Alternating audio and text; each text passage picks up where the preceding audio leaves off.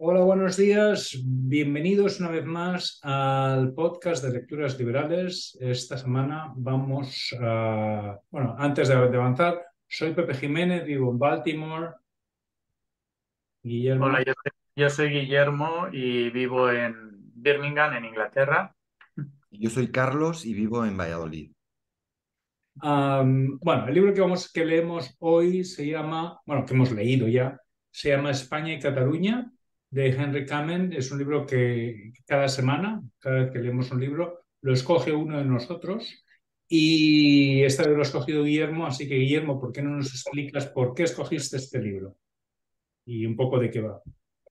Sí, bueno, hola. Quería introducir un tema diferente, busco tratar de introducir temas diferentes un poco y quería buscar un libro que fuera sobre el nacionalismo. Había algunas ideas y al final, hablando también contigo, Pepe, pues bueno, surgió la posibilidad de leer este libro, que es Henry Kamen, Cataluña y España. Y, y es por eso, un poco tratar el tema también del nacionalismo. España y Cataluña en ese orden. Ese... Vale, España y Cataluña, es verdad. Luego lo he pensado que quizás el orden era al revés. Sí. Bueno, España y Cataluña. Y bueno, es un libro que trata específicamente sobre el nacionalismo catalán. eh, y, y bueno, Pepe y yo somos catalanes. Bueno, pues algo también tenemos alguna idea. Y se trata un poco de discutir desde nuestros puntos de vista lo que el libro dice y lo que nosotros también pensamos desde nuestras posiciones. Sí. Es un libro que está escrito por Henry Kamen, que es un historiador, y la visión de un historiador es muy importante porque el nacionalismo, todos los nacionalismos, pero en concreto el nacionalismo catalán, eh, hacen uso de la historia, ¿no? Y a propósito, no he querido no he querido adjetivar qué tipo de uso hacen, pero me he estado mordiendo la lengua. eh, Hacen un uso torticero de la historia. En cualquier caso, bueno, ¿os ha gustado cómo está escrito? Empecemos por cómo está escrito. ¿Os ha gustado cómo está escrito? A mí sí, fluye bastante bien la lectura. Creo que está escrito en español originariamente, o sea que me Sí. sorprende que hable ese español tan bueno. Quiero decir, bueno, me imagino que le habrán ayudado, ¿no? Pero eso fluye muy bien y se lee en un pispás, vamos. Mm, Yo me lo leí bastante rápido y muy bien. mm. Sí. Sí, la lectura es muy sencilla porque realmente sí, está escrito de una forma, yo diría que hasta un tanto poco científica, sino que está escrito más bien de una forma más bien periodística, da la Sí. sensación, ¿no? Y de esta manera pues fluye muy fácil, eh, evita demasiados datos históricos y más bien, cosa que algunas veces se echan falta y más bien, pues bueno, habla de una manera muy directa, muy fácil y muy rápida de sus conclusiones, ¿no? Con lo cual enseguida captas cuál es el mensaje. Sí, yo también pienso que está muy bien escrito. También creo que yo me esperaba que fuese un libro más histórico. Yo sé que Henry Kamen ha escrito mucho sobre los Austrias, ha escrito libros sobre Felipe II, ha escrito muchos libros y que son gordos, que son libros muy tochos, ¿no? No sé si son tochos, tochos quiero decir grandes, no me he leído ninguno de él hasta ahora. Y yo me esperaba algo, pues eso, pues un libro muy histórico y me lleva la sorpresa, grata en realidad, de que es más periodístico. Es un libro que está escrito en 2014 porque en el 2014 en Cataluña se montó la parda porque hacía, ¿cuántos años era? El quinto centenario, ¿no? No, no, en El ese El tercer centenario. tercero, el 300 años. el tercer Sí. centenario de la derrota de los catalanes frente al ejército franco-español en la ciudad de Barcelona. Entonces, ese hito se considera pues como el gran hito de la nación catalana y bueno, entonces Henry Kamen decidió. No, no ves, todos, bueno, es una de las cosas que seguro que comentaremos a lo largo de este, pero cuando hablamos de la historia, de esa historia, caemos siempre en la terminología y en los mitos del nacionalismo catalán. Has dicho, cuando los catalanes son derrotados, justamente Henry Kamen eh, dice que, bueno, justamente Henry Kamen ataca eso, ¿no? Cuando los catalanes fueron derrotados por el ejército franco-español. Y él dedica capítulos y capítulos a explicar que no es así, que el ejército no era franco-español, que el ejército catalán era español y el ejército contrario era español y ayudado por los franceses, y el ejército catalán era español, ayudados por los austrias, por los Habsburgo, digamos, de Austria y por Inglaterra. Es decir, fue una guerra civil de dos ejércitos españoles enfrentados, unos ayudados por los Borbones, en este caso los franceses, los otros ayudados por los que iban en contra de los Borbones, en este caso los austrias y los ingleses y holandeses. Entonces, eso es ya una terminología interesada y falsa, la de decir catalanes contra ejército franco-español. Bueno, En Cataluña también sí, había sí que hubo borbónicos. una toma de Barcelona, ¿no? Sí que hubo un Sí, pero ejército otra de español las y cosas, francés. otra de las cosas que dice Henry Kamen es la confusión entre la historia de Cataluña y la de Barcelona. Es decir, ciudades del interior de Cataluña defendían a los Borbones, eran proborbónicas, como Cervera, como Vic, como otras ciudades Solsona en el interior de Cataluña. Es decir, quienes no eran borbónicos eran los de Barcelona. Entonces, él justamente hay una parte del libro que dice la constante confusión, no confusión, sino interesada confusión entre lo que es Barcelona y el resto de Cataluña, el constante considerar que la historia de Cataluña es solo la de Barcelona, sin considerar el resto de territorios ni sus posiciones, ¿no? Sí. Obviamente entraron en Barcelona, también entraron en Madrid, que también inicialmente se posicionó en favor de los Austrias, o en Valencia. No fue una guerra de España contra Madrid ni de España contra Valencia, pero en Mm. cambio en el caso de Barcelona, así es como lo pintan, ¿no? Fue una guerra de sucesión, no de secesión. Bueno, el caso es que Henry Kamen decide escribir este libro para contrarrestar todas las mentiras y manipulaciones que se estaban esparciendo en Cataluña. Curiosamente, yo no sabía que Henry Kamen vivía en Barcelona, porque lo dice en el libro, lo cual me ha sorprendido bastante. Tampoco sabía que él había escrito su tesis doctoral sobre este tema, o sea, que es un tema que conoce bien.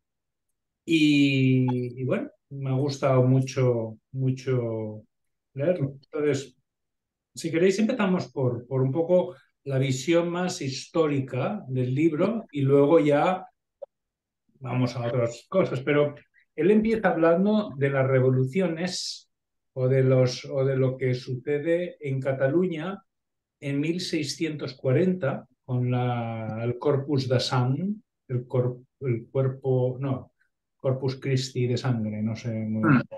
Corpus Christi, sí. Y que ahí es cuando sale, en lo que se inspira el himno, se llama, sé que Guillermo me va a corregir porque lo conozco, pero lo voy a decir, el himno nacional de Cataluña. Y ahora, Guillermo, puedes decirme que no es nacional, pero bueno, el himno No, no, Lo bueno, nacional. es como lo Sí, llaman. El himno nacional para el que se considera nacionalista es el himno nacional.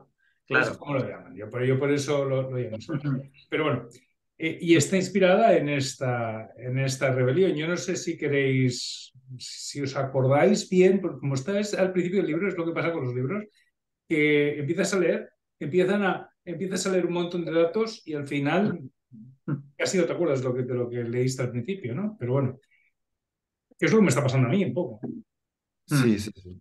con este. ¿Os acordáis un poco de lo que sucede en la guerra del Sagadós? No. No demasiado. A mí hay cosas o sea, bueno, del relato tal como lo plantea, que, o sea, que me ha gustado oírlo, ¿no? Cuando habla de que la monarquía española no mantuvo nunca el reinado por la fuerza, sino bueno, que no fueron ejércitos conquistadores, sino que solamente se limitaba a reprimir las revueltas, como la del Segadors y tal.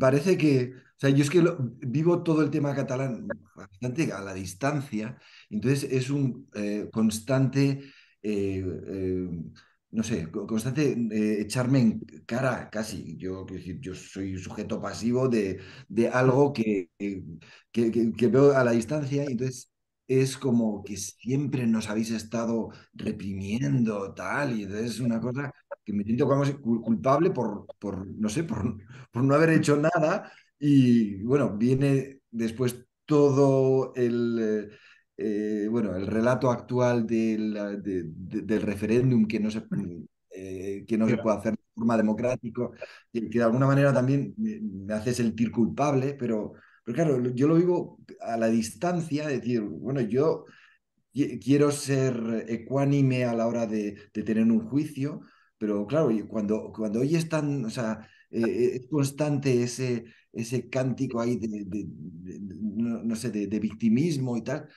ya dices, bueno, a lo mejor se están pasando cuatro pueblos con esto. Bueno, no, no sé, he metido ya en muchos Ya, conceptos que a lo mejor me he pasado, pero ya. Yo, si nos importa, prefiero ir un poco en orden, porque si sí, empezamos a mejor, movernos mejor, cronológicamente. mejor, mejor. Entonces, yo estaba hablando de la revuelta de los segadores que pasa en 1640 y sucede porque hay un grupo de campesinos que están hartos de ver a las tropas españolas, castellanas, ¿no? De Castilla, ¿no? En Cataluña. Y claro, es que sucedió una cosa, que lo explica muy bien, Jaime Came, y es que Cataluña es un territorio fronterizo que no aportaba casi nada a las arcas del reino de Castilla y León, ¿no? Al Bueno, Reino de del España, ejército, ¿no? Del reino de al España. Reino de España, Sí, del reino de a España, España. sí, sí.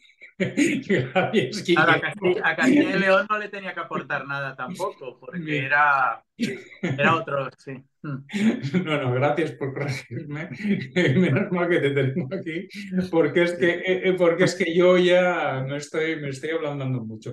Bueno, el caso es que, claro, en las guerras que ve con Francia, el conde duque de Olivares tenía que enviar, era sí, el conde duque de Olivares tenía que llevar al ejército castellano pagado por Castilla para defender las tierras de Cataluña, y los catalanes no querían pagar nada, ¿no? En todo eso, y como tenían sus fueros, pues no pagaban.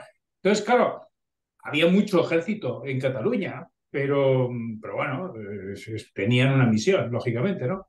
El caso es que se sublevaron y cometieron el Corpus de Sang, que mataron, no me acuerdo a cuántos miles de personas, pero una barbaridad, ¿no? Eh, Mm. Sí, o sea, esto yo, para ponerlo un poco así también en contexto, o sea, lo que Henry Kamen explica es que, sobre todo en la época de los Habsburgo, que luego ya con los Borbones existe, bueno, un movimiento centralizador en toda Europa, no solo en España, pero que sobre todo, y luego se refuerza en la Revolución Francesa, ¿no? Pero en esa época, en la época de los Habsburgo, España está conformada por diferentes reinos, ¿no? Y cada uno pues aporta y los reyes los van defendiendo, ¿no? Que España fue en general una monarquía no conquistadora en Europa, sino que básicamente sus guerras fueron para mantener sus territorios, ya fuera en Flandes, ya fuera en Italia o ya fuera en la frontera con Francia, el Rosellón, al que siempre se había reclamado y que los franceses siempre lo querían conquistar y España pues lo defendía, ¿no? Y el Rosellón en teoría era parte de lo que llamaríamos los condados catalanes, con lo cual tenía un interés, ¿no? En teoría Cataluña para defender el Rosellón. Pero luego cada territorio aportaba un dinero para poder mantener estos, digamos, servicios comunes, básicamente el ejército, y el que lo aportaba era Castilla. porque en Cataluña no aportaba casi nada, había que pedirlo y nunca lo daban.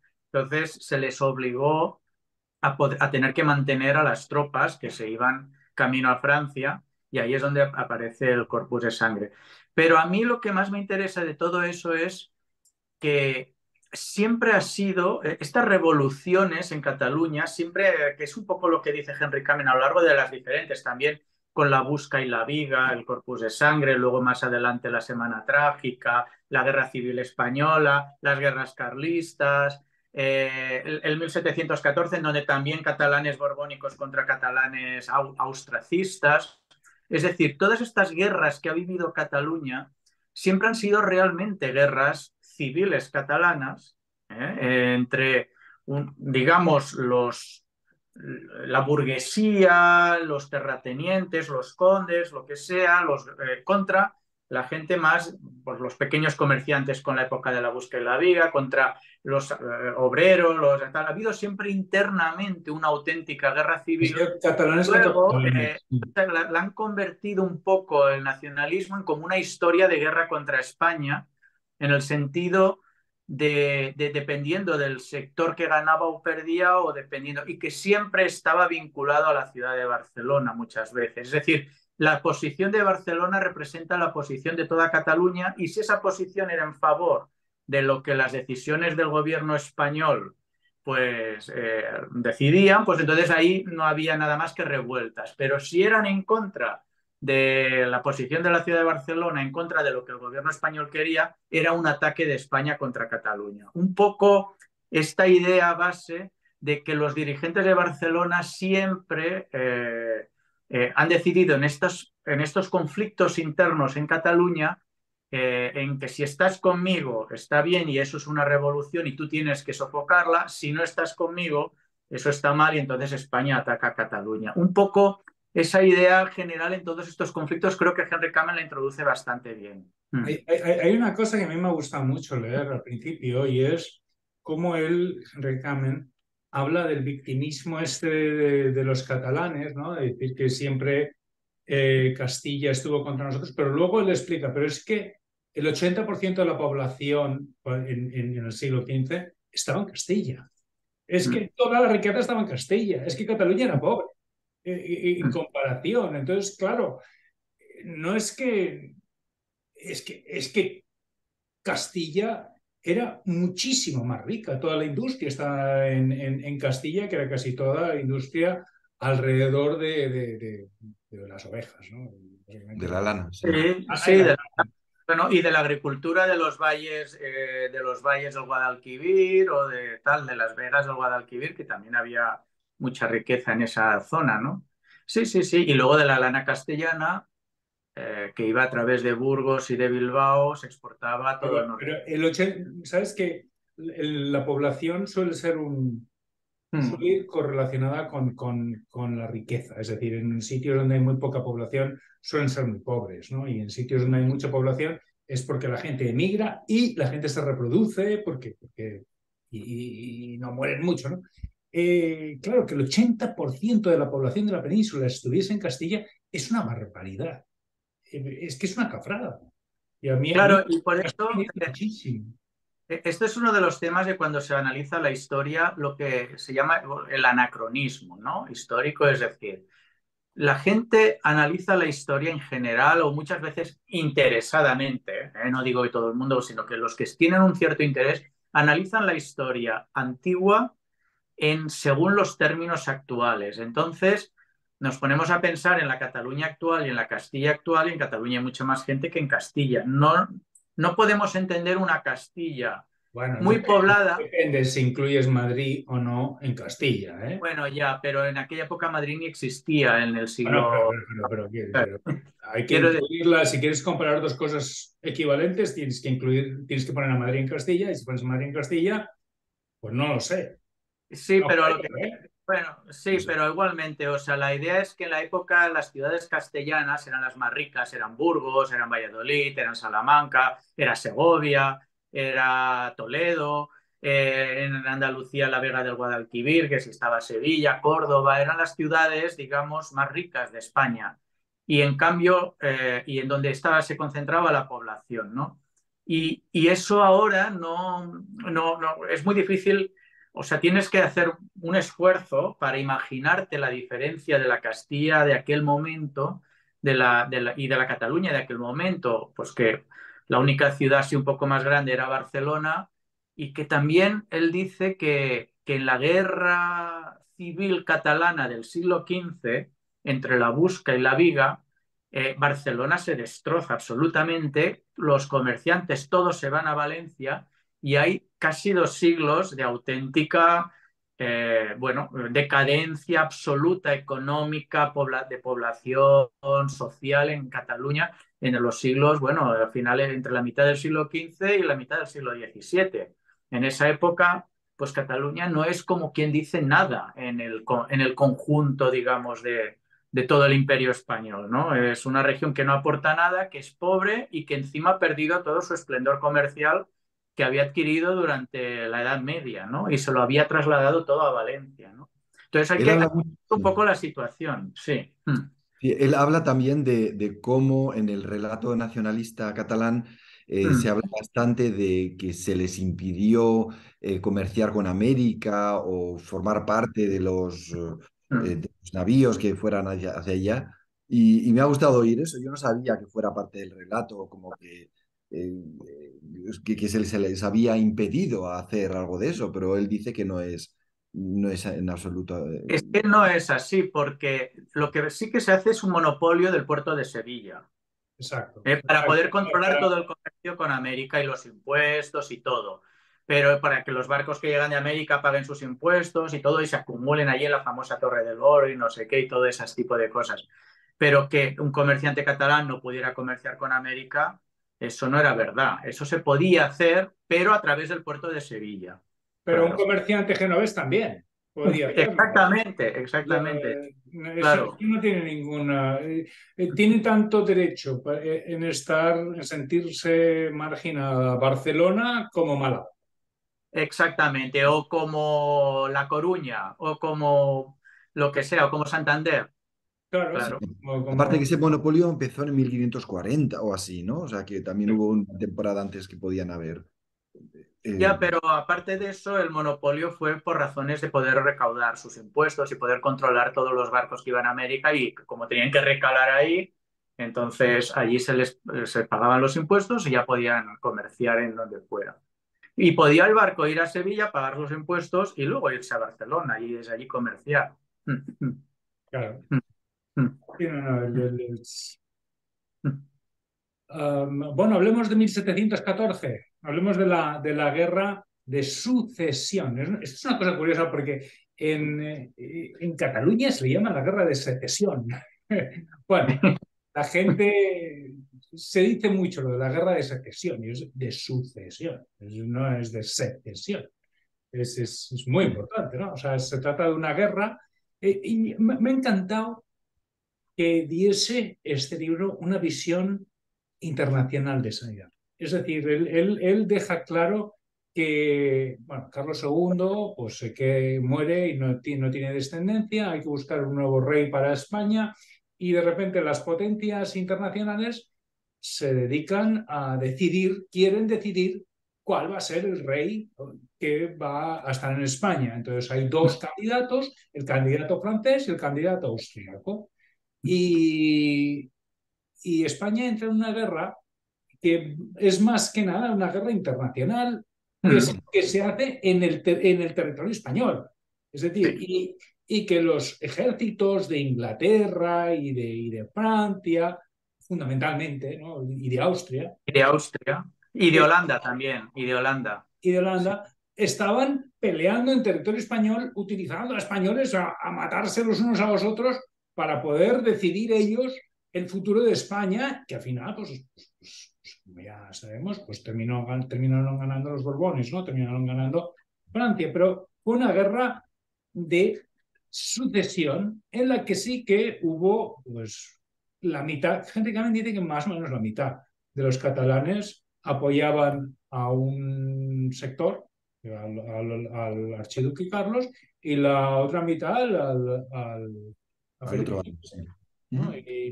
Y lo que sucedió es que la ciudad de Barcelona, en concreto, porque no hay que olvidar tampoco que esto es una cuestión de Barcelona, no es de Cataluña, ¿no? O sea, luchan por los fueros, pero es Barcelona donde se centra todo esto, ¿no? Bueno, la ciudad de Barcelona pues estuvo apoyando al archiduque Carlos, que había estado viviendo en Barcelona, que vino a luchar a España y bueno, y que estuvo apoyado por los ingleses, que dicen que sí, bueno, iba a hablar de todo lo que habla de los ingleses, pero en realidad es una justificación de un inglés de las acusaciones que Esto- Bueno, esto sí que es una de las cosas que yo le veo al libro, los sesgos que tiene el libro. Yo creo que el libro tiene dos sesgos muy importantes para mí, ¿eh? Es decir, que son opiniones del autor y que se muestran. Uno es el sesgo leyenda negra Inglaterra, es decir, él trata en todo momento y en todas partes del libro de justificar la posición de Inglaterra con los nacionalistas Con los catalanes. nacionalistas, sí, porque él dice que en una conferencia Ernest Lluch, el, el- Sí, el- Sí, el diputado socialista, bueno, exministro, fue es ministro, ¿no? ministro, sí. fue ministro de Sanidad, sí. Sí, Mm. el ministro socialista, que era muy nacionalistilla, le acusa y dice, ¿por qué ustedes los ingleses tienen mucho que resarcirnos a los catalanes o algo así, ¿no? Le echa algo en cara, entonces él pues se defiende y dice que si la reina Ana hizo todo lo posible por apoyar a los catalanes, que si hubo una representación inglesa en Perpiñán pactando con unos pro-hombres. Esto, por cierto, cuando estudiaba yo y la historia de Cataluña, me acordaba mucho, decían mucho eso de los pro-hombres catalanes, que es gente que se autodeclara representantes del pueblo catalán, sin Mm. ser representantes de nada, ¿no? Soy un pro-hombre catalán. ¿Qué es esto, no? Y bueno, Mm. pues se reúne el embajador inglés con los prohombres catalanes y pacta que le apoyarán y no los dejarán, pero al final los ingleses los dejan y a pesar de eso la reina Ana hace todo lo posible para que cuando se firma la paz, pues que el rey Felipe V trate bien a los catalanes y tal. Me parece una anecdotilla que en A mí realidad... me parece anécdota, ¿eh? Me parece que a lo largo de todo el libro él está tratando, o sea, trata la historia de España, pero con cierto supremacismo, yo creo, porque en todo el libro aparecen muchas referencias a la posición de Inglaterra en muchas partes de la historia, ¿no? Y algunas veces la suelta, ¿eh? Por ejemplo, cuando habla de la guerra de la independencia, no se le ocurre otra cosa que decir que al final en realidad fue una guerra que la ganaron los ingleses, el ejército inglés contra Napoleón, que los españoles no hicieron nada. Lo suelta así y ya está. Es decir, y tú dices, bueno, a ver, o sea, necesita más desarrollo. Es verdad que Wellington ayudó en España, pero primero, Desde luego, algo tuvieron que ver los ingleses y poco se nos ha dicho a nosotros en las clases de historia de eso, ¿eh? Es decir, en la guerra de independencia, ni por lo menos, bueno, claro, yo estudié en Cataluña, pero todos mis profesores eran salmantinos. No sé por qué. Así que a mí la interpretación de la historia que se me dio fue una interpretación muy castellana. Lo digo porque habla mucho de eso también y luego hablaremos. Pero bueno, el caso es que a ver, los um, ingleses realmente ayudaron a los españoles. La única gran batalla ganada por los ingleses, que fue muy definitiva, es la de Arapiles. Eso está claro, la ganó Wellington contra las tropas de Napoleón. Eh, pero también Wellington entró en España con intereses de los industriales ingleses pagados y después de haber ganado la guerra, cuando ya Napoleón, bueno, cuando José I ya se iba de España, ya había perdido, ya estaba preparando su ida, se dedica a hacer un recorrido por España para destruir toda la industria textil española. bueno, Porque, claro, y quiero decir que, que hay muchas cosas que él las suelta sin que haya un mayor desarrollo y eso va, no solo con esto, está lleno de referencias de ese estilo, ¿no? Y entonces ahí creo que ese es un primer sesgo, un sesgo pro-británico. pero entonces, pero también hace ese tipo de afirmaciones en otro sentido que no te importan tanto, ¿no? No, no, las hace constantemente. Por ejemplo, en la época de, no sé, tanto de la Edad Media como del Imperio o como de la época anterior. Es decir, él está trasladando la realidad inglesa a la española. Es decir, él menosprecia totalmente toda la época del Imperio español, Yo constantemente. estoy totalmente en desacuerdo con lo que dices. A mí no me parece tampoco. No, no lo sé. Creo que él es un enamorado de España, creo que es un enamorado de la historia de España, creo que trata la historia de Pero España. yo, pero yo no he dicho eso, yo creo que lo que estoy diciendo es que tiene un sesgo que tiene muchos hispanistas ingleses. El sesgo hispanista es que ellos están enamorados de España y tal, siempre y cuando no entra en conflicto con Inglaterra. Cuando entra en conflicto con Inglaterra, entonces, Para mí, eh, el único episodio que para mí ha sido un poco de decir, bueno, está claramente defendiendo una postura inglesa y está teniendo pues eso, una postura de defensa exagerada, es el que contaba de la reina Ana y de si abandonaron o no abandonaron a los catalanes. Lo demás no sí, me bueno, se le parece. dedica un capítulo entero. Yo lo que digo es que a lo largo del libro siempre suelta frasecillas en las que claramente no explica, pero da por supuesto cosas que entiendo que se explican en la historia de Inglaterra, pero que no se adecúan exactamente a lo que luego, desde otro punto de vista, podría deducirse, ¿no? Siempre da el punto de vista británico sobre determinados aspectos, siempre y cuando entren en conflicto con Inglaterra. Y cuando no hay conflicto con Inglaterra, entonces no, claramente es un hispanista. Pero Sí, yo el creo tema que... de la Inquisición, sí. Es decir, que en el tema de la Inquisición no comparte todo la leyenda negra a la hora de presentarla. Exacto. Yo creo que No, las... no la comparte, ¿no? Ni siquiera comparte la leyenda negra catalana de que fue la Inquisición, llegó a Cataluña y los catalanes estaban en contra de la Inquisición.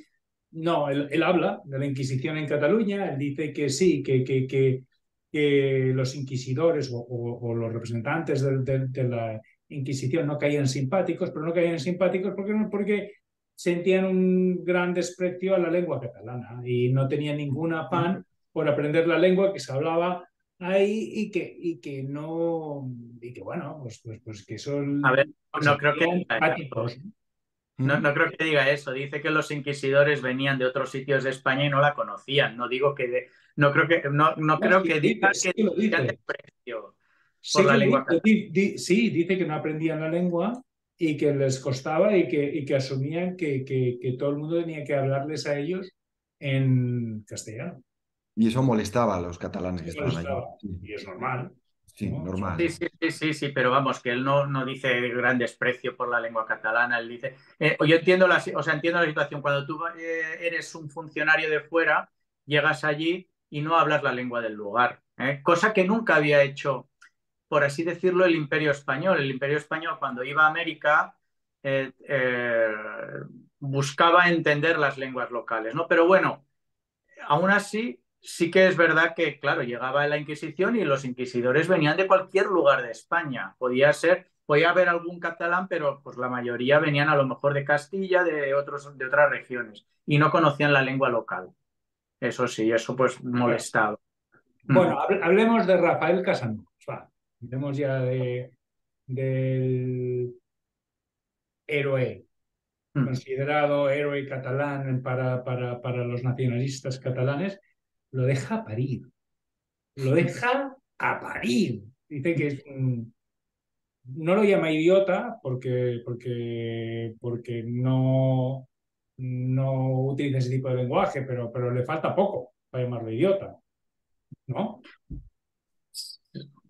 Sí, O sea, dice que puso a Barcelona ante una guerra que sabía que no podía ganar posiblemente, era imposible, ya se habían retirado todas las tropas internacionales, venía el ejército francés y el español, tenía en un principio, por la mañana, parecía que necesitaban creo que 5 votos y tenían la mayoría para rendirse, pero al final consigue no hacerlo y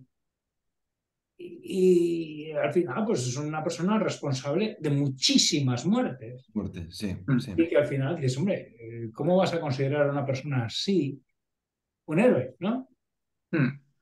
Además que se escapó en el momento final de la batalla, tipo lo que ha hecho Puigdemont, se escapó por las alcantarillas de Barcelona y luego obtuvo el indulto de los reyes. Esto es una historia que se repite siempre, es Es decir, España lo pura, llevas hasta el final. sí, sí, es lo mismo por parte el que se escapa, pero luego le indultan.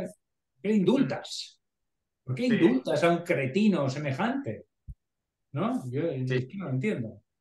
Y lo hacen, creo que sigue ejerciendo la abogacía y tuvo algún representante, algún cargo público y tal, y ya acabó así sus días, bueno, una vida normal. Pero no en Barcelona. No me acuerdo dónde dice No me acuerdo. no sé si fue en Vic. Me acuerdo yo tampoco. Sí, en algún pueblo, pero bueno, en Cataluña, vamos, sí. Mm.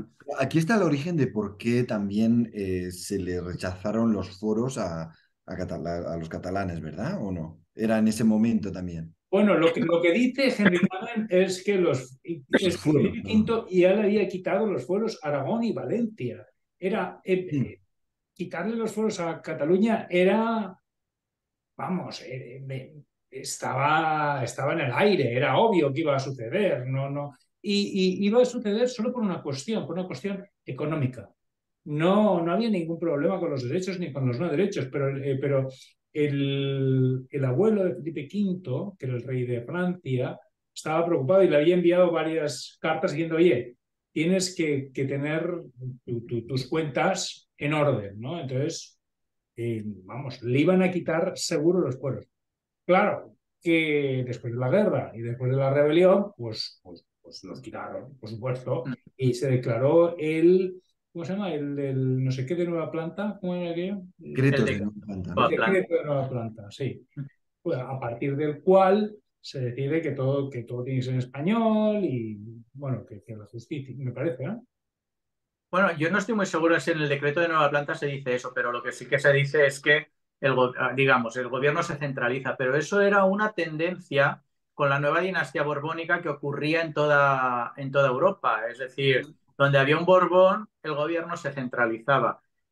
También yo creí entender en el libro que él defiende que realmente Barcelona no se levanta específicamente por los fueros, se levanta como cualquier otra ciudad de España en defensa de este modelo Habsburgo, ¿no? Pero no es, digamos, un levantamiento como tema principal el de los fueros, ¿no? Mm.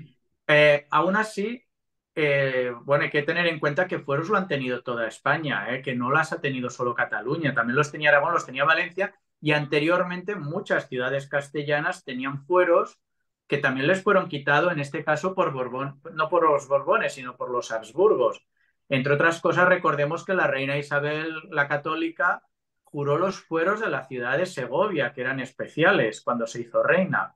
Entonces, parece una cosa muy especial, como si fuera solo de tal. Es una cosa que muchas ciudades, sobre todo las del norte de España, incluidas las castellanas, han tenido fueros, ¿no? Y en algún momento de la historia se han ido centralizando, ¿no? Mm. Ya, lo que pasa es que en el decreto de Nueva Planta se retiran los fueros específicamente de Aragón, Valencia, Valencia y Cataluña. Mallorca y Cataluña, Claro, porque eran los del Reino de Aragón, que pero habían los del sido todos partidarios del archiduque Carlos. Sí, pero también había ciudades castellanas partidarias del archiduque Carlos, lo que pasa es que no tenían fueros, Y también porque había había ciudades dentro de la antigua Corona de Aragón que habían sido partidarios de Felipe V, ¿no? De los franceses. O sea, de los...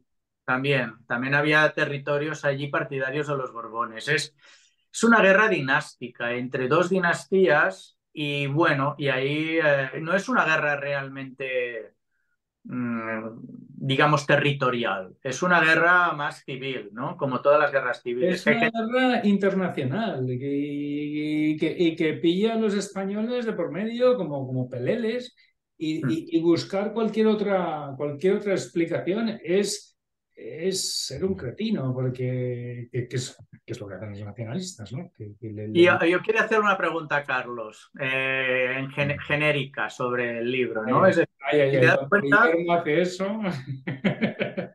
no, lo digo porque no sé si te ha dado alguna visión respecto, por ejemplo, a cómo Cataluña ve un poco, por supuesto, los ojos. Yo no creo que la visión de Cataluña, de todos los catalanes, sea la que el libro describe. El libro describe un poco la de los catalanes nacionalistas, ¿eh?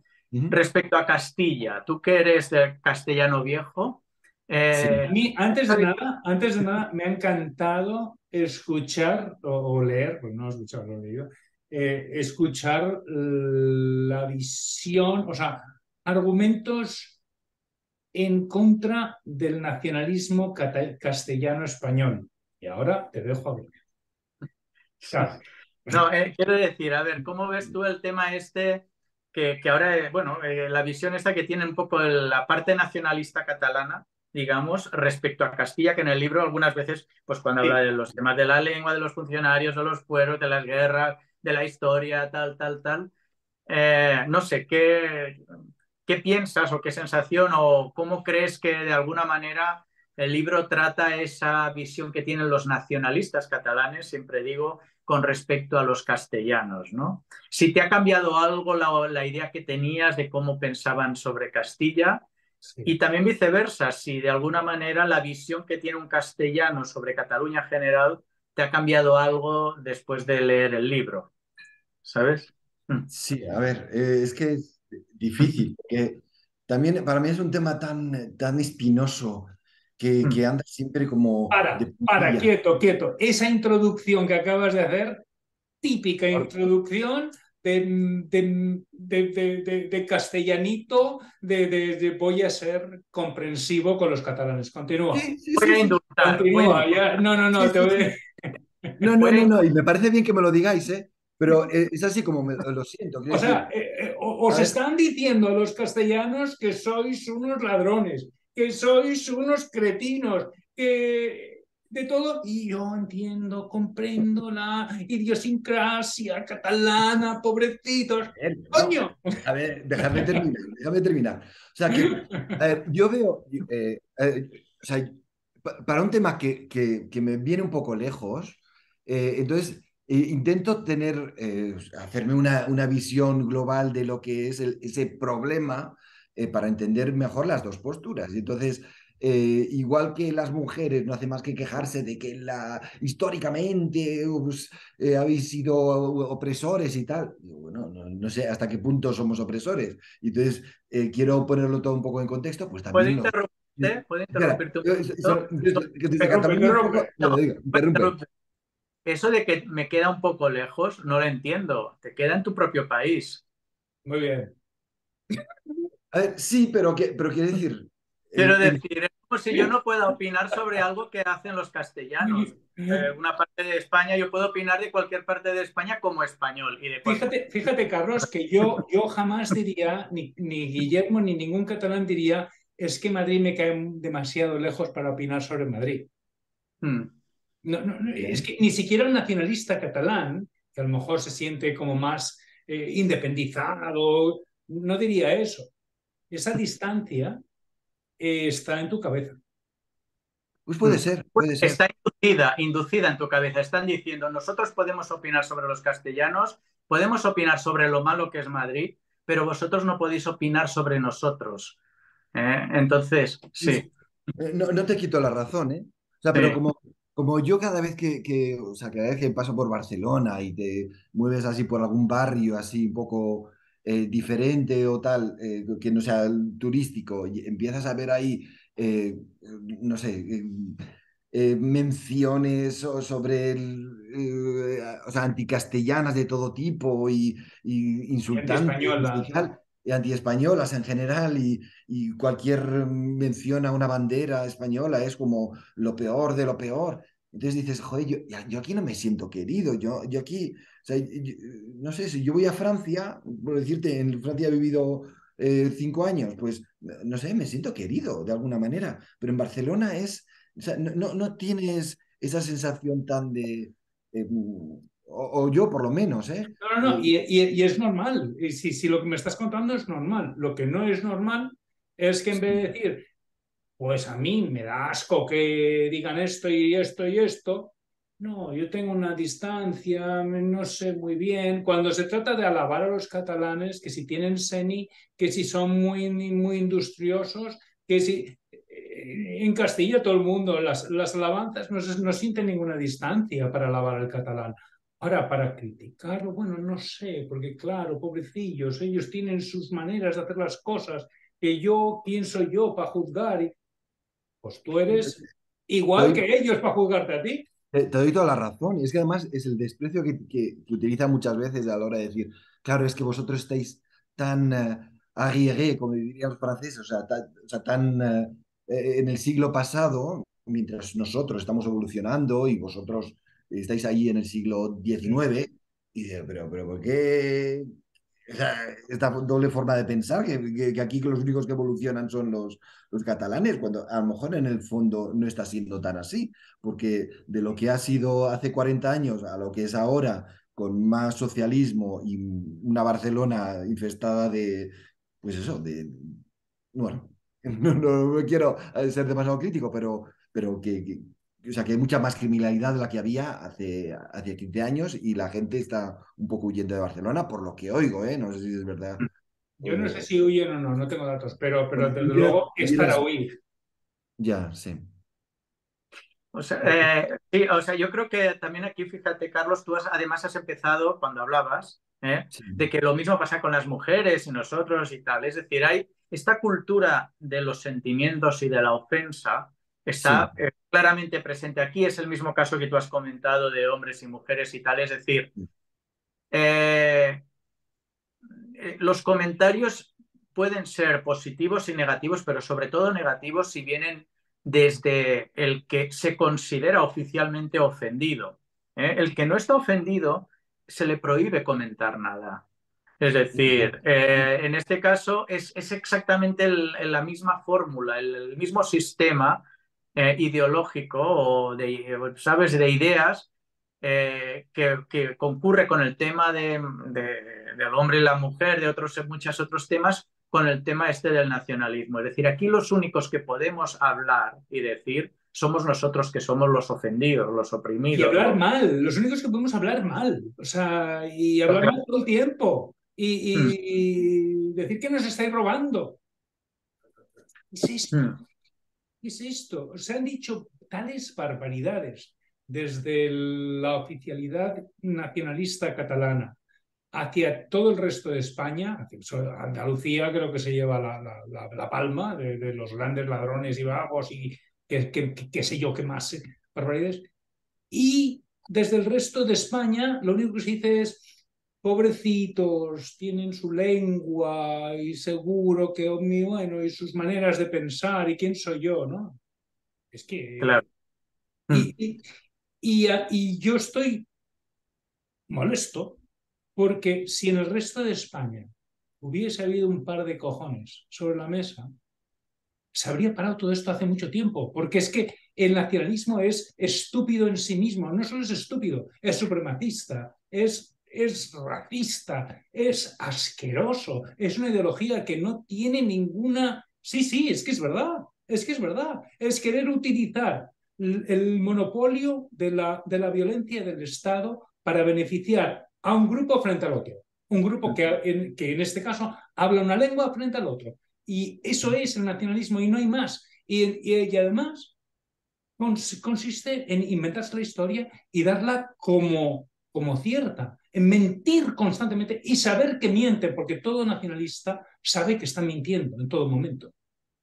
No le importa, porque hay un bien superior, que es la nación, que es la independencia, y en todo momento, cuando ellos hablan de su historia, bueno, sabe y no sabe. En este libro habla un momento de Arthur Mas, como Arthur Mas se engaña a sí mismo en sus propias, se termina creyendo sus propias mentiras, y eso le pasa un poco a todos los nacionalistas, pero nos Ah, habría ido a los catalanes muchísimo mejor si en el resto de España hubiese habido menos intención de comprender lo incomprensible.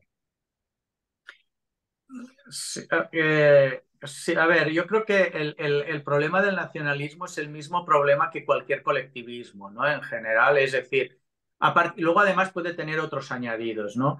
Pero es considerar que hay un grupo, hay un pueblo que tiene más derechos que los individuos. Es decir, los derechos de los individuos se tienen que Y que supeditar. tiene más derechos que el resto de los grupos. Bueno, Porque pero el resto de los grupos no forman parte de ese grupo. Entonces, ellos consideran que este grupo que está determinado por la nación catalana, en este caso, o la nación vasca, o la nación alemana, o la nación española, ese es el problema del nacionalismo.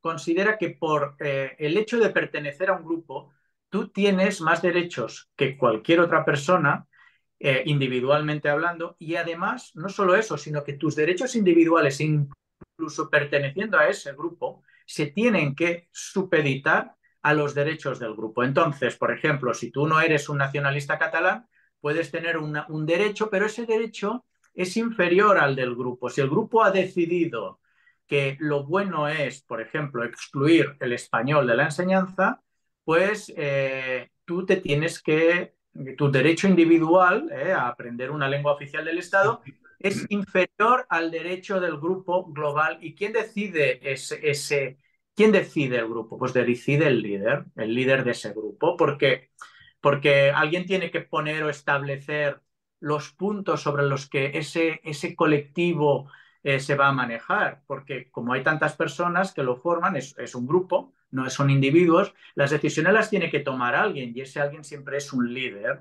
Por eso muchas veces estas decisiones son muy sesgadas porque dependen de la persona que lo lleve y algunas veces el nacionalismo tira hacia un lado y otras veces tira hacia otro pasa lo mismo con los colectivismos socialistas, no es lo mismo lo que hace Fidel Castro que lo que hace Maduro, que lo que hacía Stalin o lo que tal, porque, pero al final todo concluye en que los derechos de las personas están por debajo de lo que decida el líder supremo. Y esa es una de las partes que el nacionalismo adolece, porque la ideología nacionalista pone por encima de todo a la nación más que a las personas, ¿no? a lo Bueno, que este ellos es definen como nación, que en este caso es la gente que habla la lengua catalana y además considera, porque no todos los que hablan lengua catalana son parte de la nación, es los que hablan la lengua catalana y además se consideran nacionalistas, son supremacistas. El supremacismo es la esencia fundamental de todo nacionalismo. El sentirse que eres superior porque eres del terruño, porque comes una comida determinada, porque tienes una religión determinada, porque hablas una lengua determinada o porque perteneces a una raza.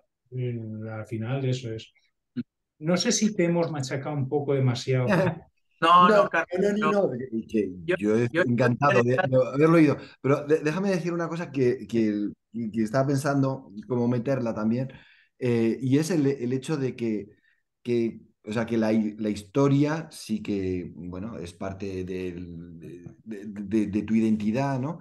Pero que en cualquier momento, o sea, mi pregunta fundamental es hasta qué punto yo puedo desde fuera de Cataluña o desde una posición un poco imparcial, donde quiero tranquilidad, paz y lo que sea, decir, o sea, catalanes, una mayoría de catalanes, si lo deciden de manera voluntaria, que no puedan ser parte de mi, o sea, de mi concepto de España. Quiero decir, que a mí me encantaría que estuvieran, que fueran parte de mi proyecto, pero si están de alguna manera escupiendo sobre lo que yo creo que es sagrado, bueno, no es que sea sagrado, es un poco lo que he vivido y tampoco me gusta que lo insulten ni nada. Entonces, si realmente no sientes los colores de esto, pues no importa que te vayas, porque quiero decir, yo entiendo ahí que hay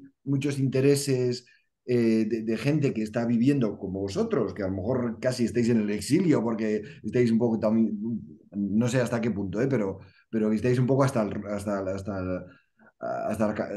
la coronilla Coño. hasta el moño del nacionalismo catalán. Pero no sé, o sea que yo no quiero imponer nada a nadie, no sé. Y pero entonces, no importa que otros sí que lo impongan, ¿no? Es decir, tú no lo quieres imponer, Pero sí que pero quieres que los nacionalistas se lo impongan a la otra mitad de catalanes, que son un poquito más de la mitad, por cierto, porque mira, una cosa que este libro hace todo el tiempo es cuando habla de referendos que se han hecho en Cataluña y tal, él te dice, votaron un 40%, Ujú. que representa, entonces te dice que eso es, y del 40%, el 20% dijo que sí.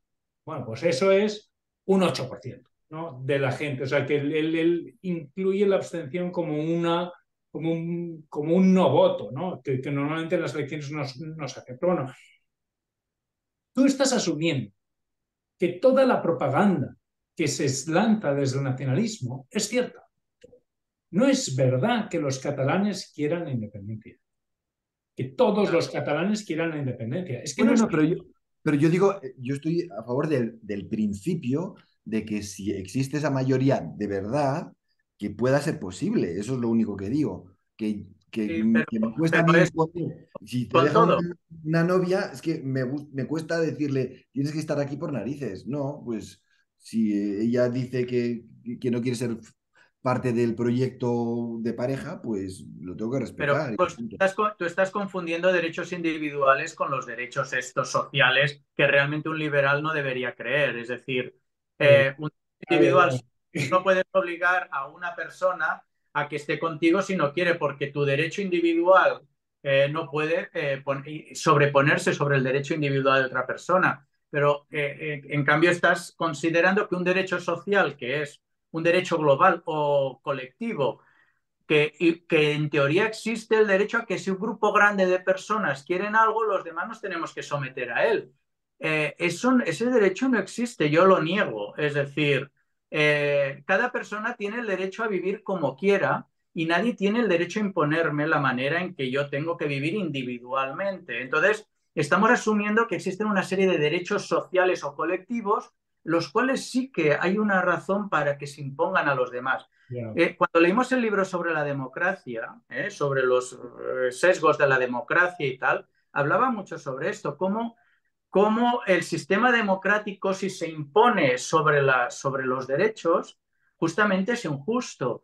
Y lo mismo pasa con los referéndums. De hecho, yo creo que el libro este, cuando habla de los referéndums, justamente está poniendo sobre la mesa el hecho de que un referéndum eh, te dice, o sea, hace que la gente decida sobre un estado del momento y muchas veces es hasta absolutamente Pero, pero cierto. yo quiero volver a lo que decía Carlos, ¿no? Carlos, bueno, en primer lugar, estaba hablando del derecho a la secesión. Ujú. Que creo que es lo que estabas diciendo, y dice, bueno, si hay una mayoría, digamos, supongamos que no es el caso ni de broma, pero Vale, bien. supongamos que el 90% de los 99% de los catalanes deciden que quieren irse de España. O el 80, quiero decir, una mayoría suficientemente O el holgada. 80, no, ya, pero yo como quiero hacer un argumento, que quiero Vale, buscar bien. un Sí. porcentaje fuerte así para argumentar, ¿no? Luego ya...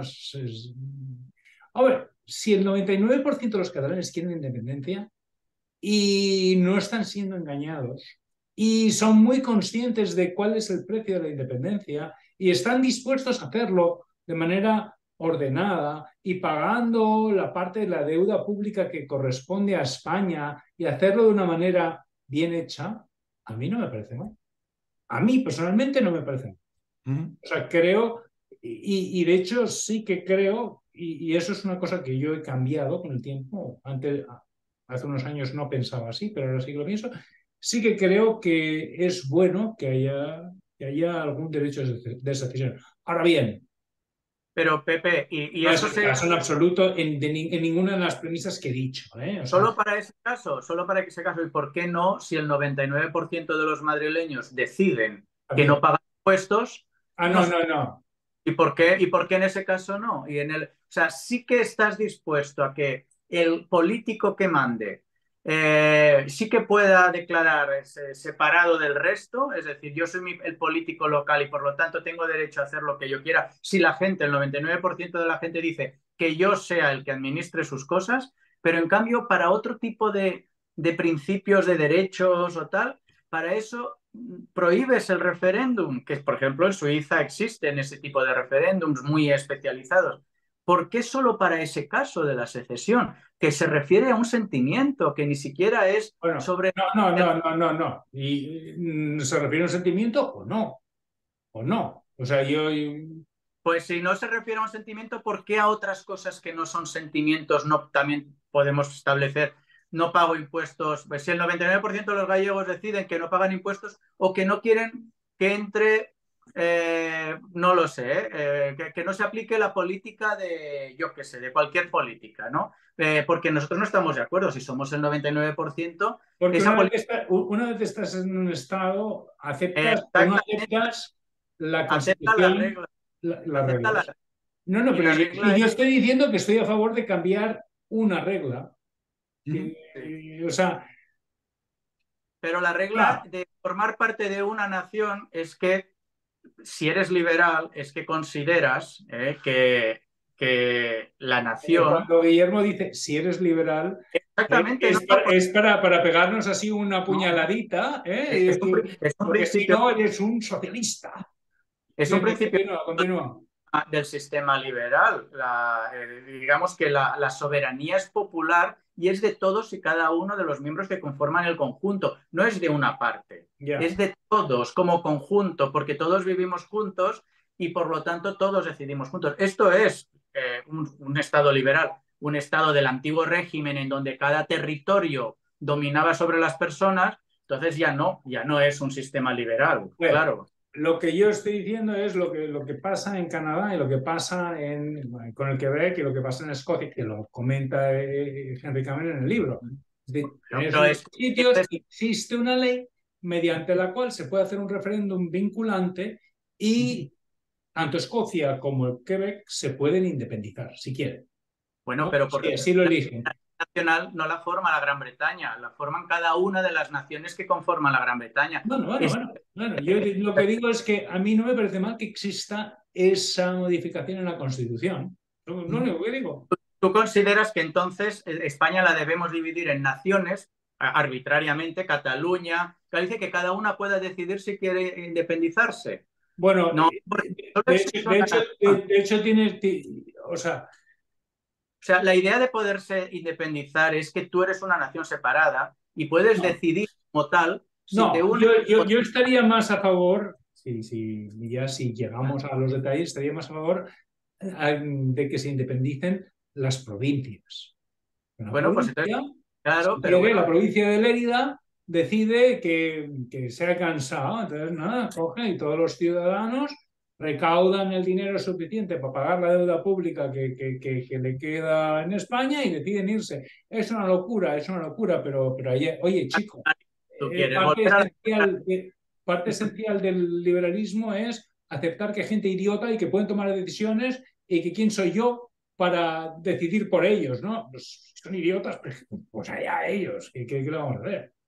Sí, pero eso es diferente, es decir, obviamente, pero la soberanía, conforme a los estados liberales, la conforman toda la gente, no la Pero, conforman partes. No bien, hay bueno, privilegios, no hay vale, partes. estamos hablando Sí. de las modificaciones que a mí me parecerían aceptables en la Constitución. A mí me parecería aceptable esa ley de secesión de provincias, siempre y cuando sea algún territorio dentro de la provincia que quiere continuar, que continúe. O sea, que si tú das ese derecho y esa provincia tiene que dar ese derecho también a sus propios territorios.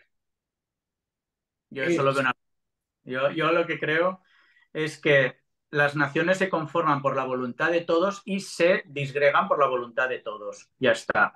Si no, no tiene ningún sentido esto. Es decir, si se pueden conformar por la voluntad de todos, pero se disgregan por la voluntad de partes, volvemos al estado medieval estamental, en el que hombre, cada... es la manera de limitar los abusos del Estado. Si el Estado se convierte supongamos, o sea, supongamos que de repente el Estado español decide cobrar el 80% de los ingresos en IRPF. Entonces, bueno, llega, pues qué sé yo, Huelva y Huelva dice, pues yo no quiero. no quiero, me independizo. Y, Bueno, pues es una manera de limitar las el otras poder 50 del Estado. y las otras 49 provincias sí quieren, ¿no? Pagar un 80% de impuestos. Pues quien quiera, quien no quiera, que se vaya, Pues claro. igual para todos, pues es lo que yo digo, pues si tú Sí, sí, no sí, quieres pagar para todos, por supuesto, sí, sí, sí, sí. y Eso si está tú no claro. quieres que te impongan determinadas leyes del gobierno, también te puedes independizar. No, no es lo mismo. Solo en el caso de impuestos, solo en ese caso, no en otros casos, ¿no? No, no, en el caso que te quieras ir, si te quieres ir y tienes la mayoría, una mayoría bastante, no puede ser un 50%, por supuesto, tiene que ser mucho más que el 50% para cometer un acto así. O sea, Bueno, yo eso no estoy de acuerdo. O sea, quiero decir, da para mucho debate, pero como estamos hablando del claro, libro, estamos pero hablando de libros, no sí. estoy de acuerdo. Pero Sí. bueno, ese es el tipo de cosa que hace Carlos, que mete ahí un tenica, ¿no? Y tira la piedra. No esconde la mano, no esconde la mano, pero tira la piedra, ¿no? Tú, sí. Pero bueno, continuemos hablando del libro. Venga, el libro no solo se queda en 1714, sino que de hecho hace una trayectoria bastante larga, ¿no? Llega hasta el siglo XX, llega hasta pues, las Olimpiadas y llegan muchas cosas. Entonces, como ya tenemos que empezar a ir terminando, yo voy a empezar a soltar ideas que me han parecido interesantes en el libro. Una es cuán sanguinaria es la población de Barcelona, que es que, de verdad, en el Corpus de Sant, la Semana Trágica, en la Guerra Civil Española, habla de que en los primeros 4 meses de la Guerra Civil Española, los asesinatos, me encanta que otro historiador que, que echa un cable al bando nacional y dice, bueno, es que los asesinatos que se produjeron en el bando republicano fueron extraordinarios. Pero en Barcelona, en Cataluña, pues creo que dijo más de un tercio, ¿no? O sea, una barbaridad. Eh, ¿Qué pasa con Cataluña? Bueno, desde 1714. Bueno, con Barcelona en concreto. Es una ciudad sanguinaria. Mm, Yo tengo un amigo aquí en Estados Unidos que es muy rojo y se dedica a estudiar las revoluciones de Barcelona. Y dice que le apasiona Barcelona porque es una ciudad que está siempre revolucionada, ¿no? Y desde el punto de vista, pues eso, socialista y tal, lo ven como qué bonito, pero a mí me parece espantoso vivir en una ciudad en la que te va a salir el vecino y te va a cortar el pescuezo en cualquier momento. Yo soy persona de orden, la gente que no es persona de orden, pues le gustará lo contrario, ¿no? Pero bueno, mi primer comentario es ese. ¿Cuán sanguinaria es la población de Barcelona? Y digo de Barcelona adrede, no quiero incluir a toda Cataluña porque no es extendible, ¿no? Pero de Barcelona a lo largo de toda su historia. ¿Qué pasa en Barcelona? ¿Qué pasa? ¿Hay un viento, el viento del norte que nos vuelve a todos locos? ¿O qué? Es que no lo sé. Guillermo, ¿a ti se te ha ocurrido pensar por qué es así? Bueno, yo creo que tiene que ver con el tema de los fueros y los estatutos, muchas de estas cosas. Yo creo que los fueros y los estatutos se crean en la Edad Media y posteriormente para defender intereses personales de privilegiados. Bueno, pero la semana trágica de Barcelona. Sí, Que, sí, pero sí, y entonces, claro, realmente hay una tensión en todas estas regiones en que las clases locales tienen mucho poder porque tienen unos fueros especiales que les permiten mantener su poder a lo largo de generaciones, porque son ellos los que deciden todos los asuntos locales, porque hay unos fueros que se lo permiten. No existe una mano por encima que les pueda hacer sombra, hace que las clases populares, las clases que no tienen esos privilegios o que no pueden acceder a esos, pues siempre estén un poco en tensión. Entonces, todas estas revoluciones en Barcelona se producen, al final las provocan desde un punto de vista nacionalista las clases dirigentes para poder mantener sus privilegios, casi siempre es lo mismo. Ellos quieren mantener sus privilegios y las clases populares se ilusionan ante la posibilidad de que las cosas cambien y luego al final consiste simplemente en que estamos luchando por los privilegios de los que siempre los han tenido, ¿no? De los que tienen los fueros, de los que tal. Y entonces se crean, es un foco revolucionario constante que se produce en este tipo de sociedades en las cuales se percibe que hay gente que tiene privilegios y hay gente que no. Eso también, por ejemplo, en algunas partes de la historia ha pasado en otras sociedades, cuando se percibe que hay un grupo que mantiene, que siempre tiene estos privilegios. Y yo creo que en Barcelona muchas veces ese privilegio del Consejo de Ciento, de la Diputación del General, de la Generalitat, de tal, en realidad se habla de la Generalitat como un grupo, pero ese grupo era muy reducido de la gente que siempre ha tenido el poder, ¿no? Entonces, bueno, creo que ahí está el foco de las revoluciones, ¿no? En los sitios en los que no existe intercambio de clases, ¿no? Sino que hay estamentos y los fueros provocan el estamentalismo y las sociedades mucho más abiertas, en las que no hay una clase dirigente local que lo único que está intentando es mantener su poder, pues entonces hay mucha más movimiento entre clases, y es más pacífico todo. No sé, es una opinión un poco arriesgada, pero bueno. Sí. Venga, Guillermo, Carlos, ¿qué últimos comentarios? Cosas Sí. que se hayan quedado en el tintero. Eh, Volver a repetir un poco lo que estás diciendo tú justo ahora de la violencia en la guerra civil, porque también es un tema que sí que me sorprendió un poco, ver cómo la represión republicana tuvo como 3 veces más muertos que la represión de franquista o de los nacionales. Digo, joder, pues aquí tanto hablar de cómo Franco había eso, machacado dice, pero si hubo más dentro de la guerra civil por parte del otro bando, ¿no? Es cierto que, bueno, que ha habido muchas injusticias después de impedir hablar la lengua catalana y lo que sea durante la dictadura, pero bueno, una cosa no quita la otra de eso, de la violencia tan fuerte que hubo por parte de los republicanos. Y después, no sé, por lo general también me dio un poco de pena que no llegara hasta el 18, no me acuerdo cuándo fue el referéndum Sí, de sí. la independencia, porque hubiera sido un momento también muy bueno para ver su opinión sobre el tema. Pero bueno, se puede ver más o menos por dónde respiraba al final. Yo creo que se le veía un poco más el plumero a él como se posicionaba un poco más contra o sea, o en contra de esa posible secesión de Cataluña en general, sí. Sí. Guillermo, ¿algún Yo, punto? así bueno, tengo algunos otros puntos, pero bueno, en principio, eh, básicamente en cuanto a la parte más moderna, quizás es la que menos hemos hablado, pero que también es un poco en la que existe, en la que él habla también sobre todo en la Renaixença, el momento de finales del siglo XIX, principios del XX, en el que en realidad es cuando surge el nacionalismo catalán. Él un poco en el libro viene diciendo, Sí, hasta este momento no ha existido nacionalismo catalán. En Cataluña estaba, ni se planteaba no ser, o sea, eran parte de España, toda la vida lo ha sido, y de hecho nunca hubo ninguna independencia de Cataluña anteriormente. Cataluña fue unos condados que nacieron después del reino visigodo y ni siquiera en ese momento se consideraban catalanes y por lo tanto, dices, ese momento en el siglo XIX cuando esa burguesía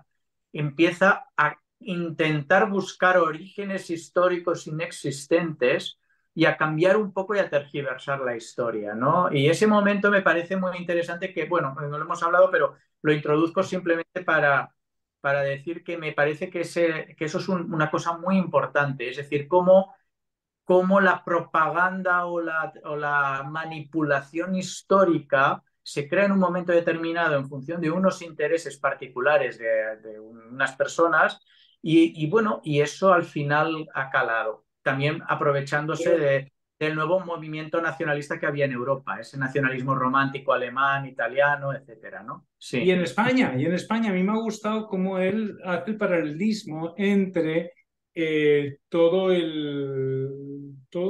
la invención histórica de Cataluña para crear pues ese, no sé, ese espíritu nacional, ¿no? Pero cómo también se hace en Castilla, ¿no? Y cómo eso se hace a la vez.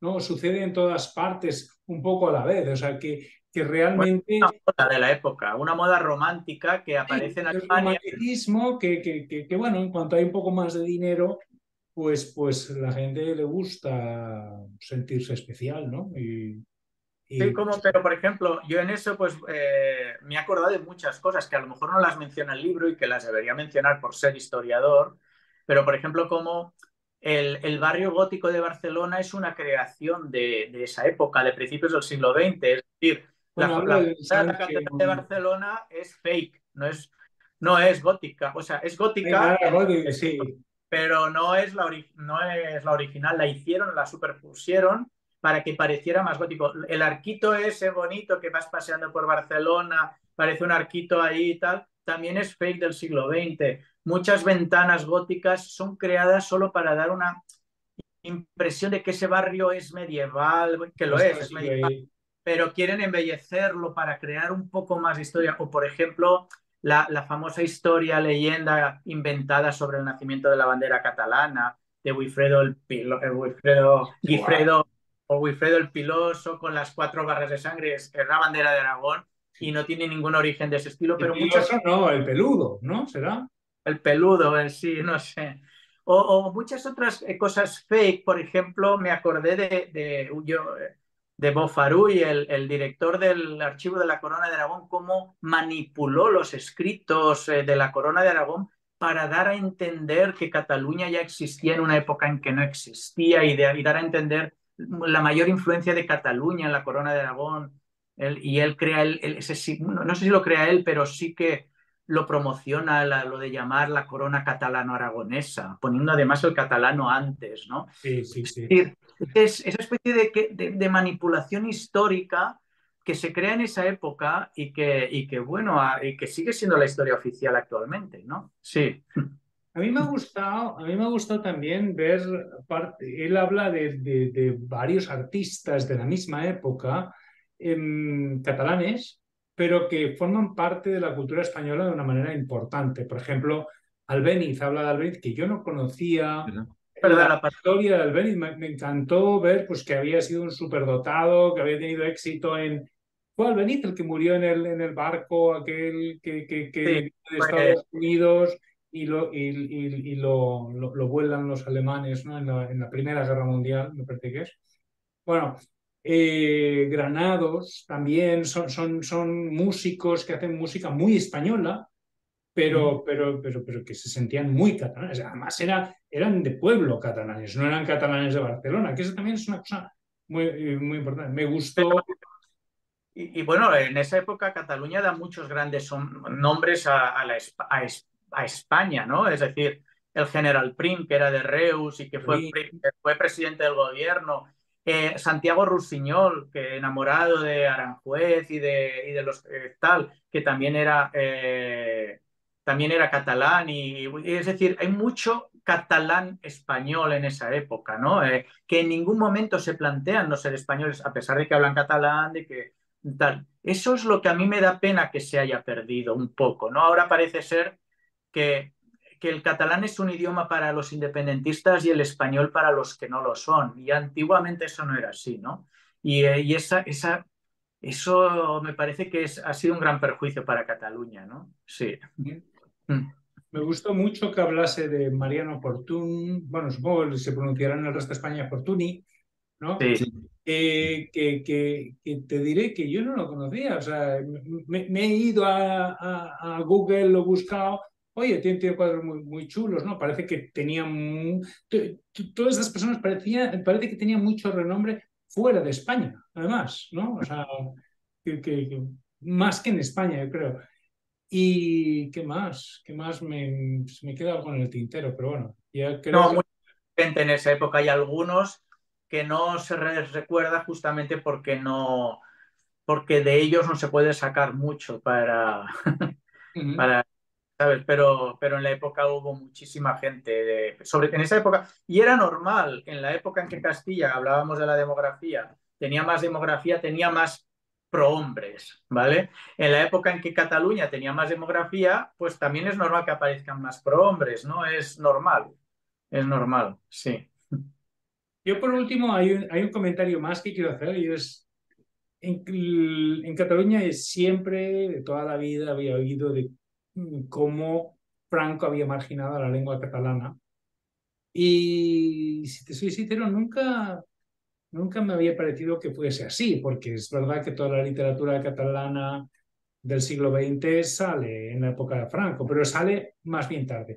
Me ha gustado leer a Kamen decir que sí, que es verdad que el catalán estuvo prohibido en las zonas públicas, que cuando se hablaba catalán en público, en la calle, se te podía decir, no significa que se te dijera, pero se te podía decir, por favor, hable usted en español, porque era un lugar público, ¿no? Que la educación, todos los libros de texto eran en español a partir de entonces, todos los nombres de la calle se españolizaron, cosa que yo en la transición se pasó al revés, ¿no? Y yo solo sabía pues, que de repente calles que habían sido toda la vida de una manera, pues se habían catalanizado y no entendía que quizá antes habían estado catalanizadas, ¿no? Sí, Y bueno, pues me ha gustado ver eso. Luego también me ha gustado cuando habla de la época de Primo de Rivera. Primo de Rivera eh, mantuvo, o sea, fue el que primero quiso españolizar Cataluña. Es el que primero hizo, pues eso, cambiar los nombres de las calles y hacer todo ese tipo de cosas que obviamente no sentaron bien y es comprensible, ¿no? Y por último, tenía otra cosa más en la cabeza pero que... me parece muy interesante lo de Primo de Rivera. Primo de Rivera llega al poder con el apoyo de la UGT y de los nacionalistas catalanes. Y ahí Sí, es donde volvemos a hablar de esa disputa sanguinaria en Barcelona, es decir, quienes apoyan a Primo de Rivera son los nacionalistas catalanes, la burguesía, tal, tal, tal y tal. Y Barcelona era muy convulsa en esa época porque justamente las revoluciones realmente no son tan nacionalistas como nos quieren hacer creer, son más de tipo de clase, más sociales que realmente nacionalistas, porque el estamento oficial, la burguesía catalana, el nacionalismo, apoyó a Primo de Rivera y eso choca con esa idea, ¿no? Es decir, siempre hay una parte también de revolución social en todas estas revoluciones que tienen muy poco que ver con el nacionalismo y que se nacionalizan para poder tener ese mensaje de que siempre Cataluña ha estado constantemente en guerra con España, ¿no? Mm. Y yo por último decir lo de la Semana Trágica. Hay una cosa que me ha llamado mucho la atención en la Semana Trágica y es que es cuando se quemaron un montón de conventos y de iglesias. O sea, la mayoría de conventos e iglesias que se quemaron en Cataluña. Porque, de hecho, yo recuerdo haber ido a Lérida con Guillermo y Sí. ver iglesias románicas, están desnudas. Y Bueno, son... Santa María del Mar ahora parece ser que es una gran obra, pero es que Santa María del Mar estaba llena de retablos, de imágenes y tal, se quemó y ahora solo se ven las paredes. Entonces, que está muy bonita, sí, pero porque es la estética actual, pero no es como históricamente se construyó esa iglesia. Claro. Pero es que todo, el Poblet, degollaron todas las esculturas, si es que no dejaron nada. Pero es que eso viene desde antes de la guerra civil. O sea, y a mí me sigue sorprendiendo esa inquina contra la iglesia desde el siglo XIX. Es una cosa que me gustaría buscar algún libro que lo explique desde los liberales, por cierto, que arremetieron contra, bueno, con la desamortización de militar, contra los jesuitas sobre todo, y me gustaría llegar a entender por qué. Pero bueno, no sé si tenéis alguna cosa más que decir, ¿no? Bueno, pues el Yo, próximo yo- libro... Ah, no, perdón. sí que sí, perdón. No, ibas a decir algo, dilo. No, nada, nada. Y para acabar ya, sí. Bueno, el próximo libro que vamos a leer lo ha elegido Carlos, así que Carlos, si no te importa, nos puedes decir un poco qué Sí, libro es pues y el libro se rápidamente. llama Killing in War, Matando en la Guerra. Eh, es un libro que está en inglés y es que como ellos dos están en Inglaterra, quieren leer español para relajarse, Yo estoy en España y a veces tengo ganas de leer en inglés para aprender más inglés. Yo no Porque, estoy en Inglaterra, por cierto, ¿eh? bueno, vale, bien, en Estados Unidos. Está en la Y, Nueva Inglaterra, por ahí, bueno, sí. eso, No, eso. ni siquiera no Ni en siquiera, Inglaterra. ni siquiera, ahí, en los suburbios de la Nueva Inglaterra. No. Sí. Y bueno, es un tema, el tema de la ética en las guerras, que creo que tenemos puntos de vista un poco diferentes.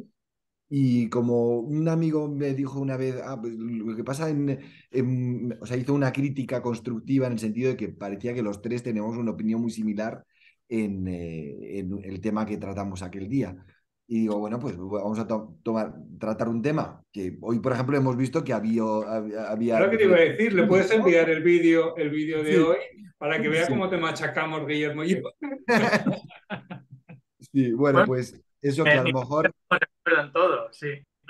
Sí, pues eso, que a lo mejor en este vamos a tener también opiniones discordantes y bueno, que a lo mejor ahí es de donde se pueden sacar ideas buenas, ¿no? En la diferencia de opiniones. Exacto. Pues bueno, pues hasta aquí hemos llegado. Así es que nos veremos la próxima vez, que será en 2 semanas. Así Muy que bien. hasta la próxima. Chao. Adiós. Adiós.